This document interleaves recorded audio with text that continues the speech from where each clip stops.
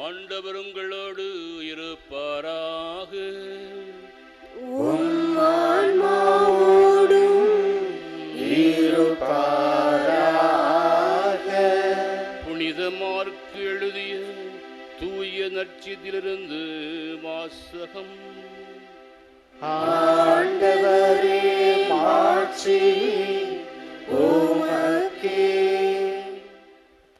பிரிவு 2 இறைவசனங்கள் 18 முதல் 22 முடிய.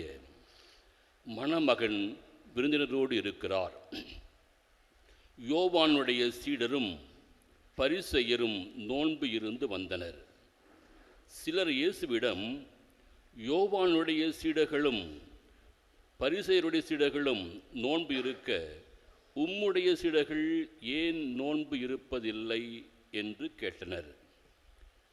அதற்கு இயேசு அவரை நோக்கி, மணமகன் தங்களோடு இருக்கும் வரை மண விருந்தினர்கள் நோன்பு இருக்க முடியுமா?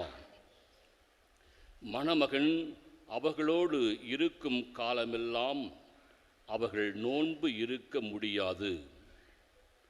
ஆனால் மணமகன் அவர்களை விட்டு பிரிய வேண்டிய காலம் வரும்.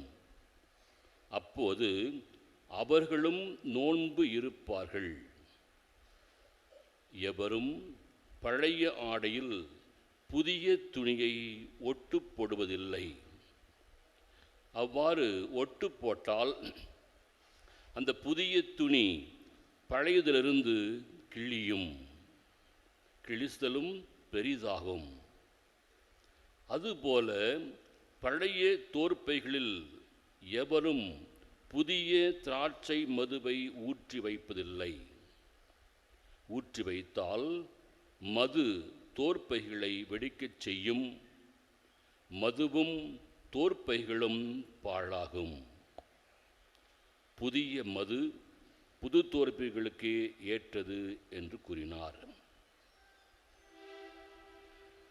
ஆண்டவரின் அருள்வாக்கு.